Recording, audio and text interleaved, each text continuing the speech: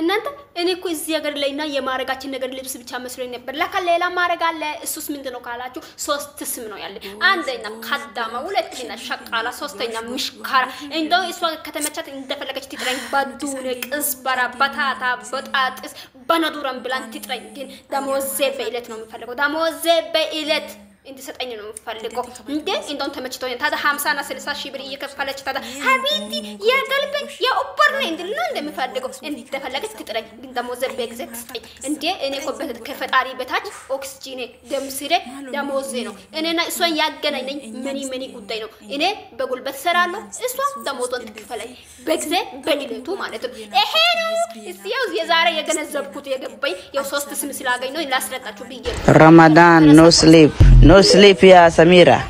Ramadan, no sleep. You don't understand? You don't understand? I speak to you, Ramadan, no sleep. Yalla, shukur. Yalla.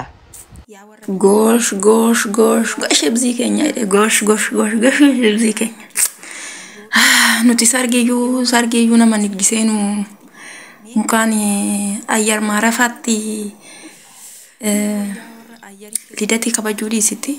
Sargi umayu nama nukabaju sofi me nu kabajame gosh wan bramiti nui warra sofi kana kesa olu ayyan marafata ka surprise nu godame ati kan kesa jirtu ati kan ubatte kanati kan argite kanati ijallala jirtu kanati mi'asaati fi xuraasa adda bafte beektu anati walitti murteesitu inni bira malta akkamta ashama arkafuni kabajamtoota daawwattoota seena nagaaf jaalali waaqayyo lafa jirtanit isiniif haa ta'u ani seenan keessan nagaa guutuun qaba isiniree nagaa akka qabdan habdii qaba nagaan isiniif haa ta'u obboloota koo gaarii biyya ormaa keessatti dogoggoruun ninuma jira biyya ormaa miti biyya ofii keessatti iyyuu as gaddidoo madifar iyyaallen amaariffaan isinitti maa jechuudha kanaaf iyyuu obboleettiin kee sirratti yeroo murtii kennitu baay'ee tokko nama aarsaa jechuudha otoo keessa jirtu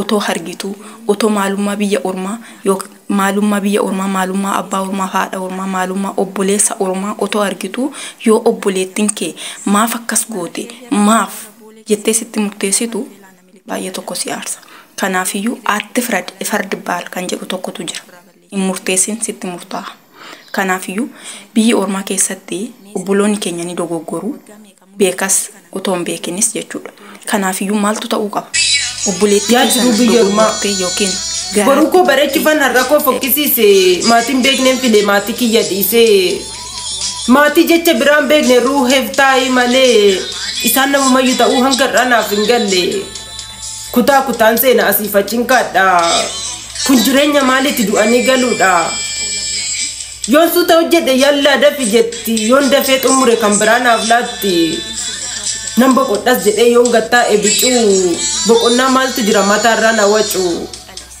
taa'uudhaaf hin dhufneem anuu beeka dura garuu dhaabitu baay'atee jilbi koona kirkira. Calfaan sitti cabsa jechuun hin barbaachisu jechuudha maaliif kan ishiin garaashi keessa jiru yookiin garaashi keessa kan jiru suni dhala namaati.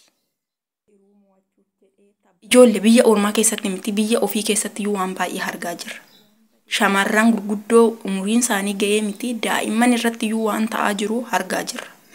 Biyya ormaa keessatti immoo ati gaafa dura afaan hin beektu taanan jireenyi biyya ormaa siin galle taanan gubaan biyya ormaa siin galle taanan waan sirra ga'u ni beekta.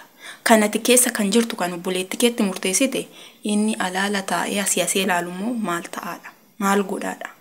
Kanaafiyyuu obboleetti keetti hin murteessin ilaaliti bira tari rakkoo obboleetti keetti irratti rakkoo biraatti hin dabalin obboleettiin kee yoo miidhamtee miidhama kaan otoo hin taane miidhamuma isa garaatti baatanii ulfaanii asbaanii bu'anii miti miidhamuma kaaniyyuu yoo irratti argite obboleetti keetti faradin ana akkana si godheen ture sitti meen ture waan itti himteef miti bar obboleetti koo waan guursiteef miti bar miidha suni yookiin karaa ishiin hin beekneen ta'uu danda'a yookiin immoo fala dhabdee ta'uu danda'a karaatti baatu hin beektu obboloonni keenya baay'een isaanii rakkoo cimaa keessa akka jiran ijjeetanii hiyya kan dhaban karaa ba'an kan dhaban kan barriin itti cufame meeqatu jira bakka sanatti immoo waan isaan mudatu isaaniif rabbi qofatu beeka.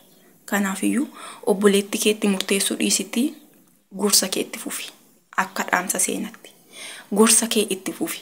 Obboleetti keetti murteessin. Obboleetti keetti murteessin irra deebiidhaan ani isinitti hima. Obboloota keessan ganaa haara dhufanis ijoollee obboloonni haara dhufan afaan hin beekan, gocha hin beekan, maal hin beekan. Gaafa dhufanii mana hojjisiistuu isaanii seenan waan isaan irra ga'u hin beekan. Dhiibamaan jiraachuu danda'a. Waan baay'eetu jira. Gisee sana rakkoo cimaa keessa ga'uu danda'a. Viidiyoon kee inni ati gorsite sun obboleettii sana bira ga'uu dhiisuu danda'a. Kanaafiyyuu obboleettiin kun rakkoo kana keessa seentee ta'uu danda'a. Ijaazas immoo otoo hin beekin immoo bahuu danda'u. Mana madaamitii mana kontiraatatii otoo hin beekin bahuu danda'u. Gaafa ba'an sana rakkoon cimaan obboleessuma isaaniitiin araba qofaan otoo hin taane obboleessuma isaaniitiin isuma afaan isaanii dubbatuun irra ga'uu danda'a. Miidhaa cimaa mana madaamii keessatti geggeessan sana keessa nu baasanii keessa baana laata jedhanii baanii gaafa baan immoo achittis rakkoon cimaan isaan mudachuu danda'a. Waa maraafiyyuu waa hundaafiyyuu jechuudha. Ati kan keessa jirtu gubaa biyya ormaa kan argitu namni biyya ormaa jiruuf namni wattaaddara deeme tokko dhagaa'is. Maaliif seetu wattaaddarris bakka itti du'uu hin beeku. Biyya isaatiif jedhee biyyaa bahee manaa bahee bakka itti hafu hin beeku. Obbolaan biyya ormaa keessa jiranis anaaf akkasidha. Hin ba'u galuu keenya rabbitu beeka. Kanaafiyyuu atti fardi baal kan jedhu hin murteessisitti murtaa'a. Harka fuunee oduu ariifachiisaa isinii qabadhee dhiyaadheen jira. Oduu wajjin ana Jiituu Magariituudha. Egaa akkuma beekamu qimamoonni keenya waggaa waggaatti qabsoo cimaadhaan wal'aansa ol qabuun isaanii ni beekama. Qabsoon kun amma dhiyaachuu isaarraan kan ka'e ji'ootarraa guyyootatti galuunsaa beekameera. Qabsoon kun turtii guyyoota 30tiif kan turu yoo ta'u gammachuu guddaa of keessaa qaba.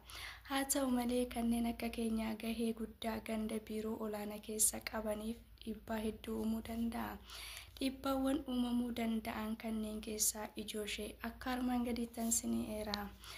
Hirriba dhabuu, dadhabbii daangaa hin qabne, dhukkubsachuu fi hangaftoota hojii keenyaan walitti bu'uudha. Haa ta'u malee qabsoo kana yeroo hundumaa injifachuudhaan kan beekaman qimamoota keenya. Egaa jabaadhaatii injifadha.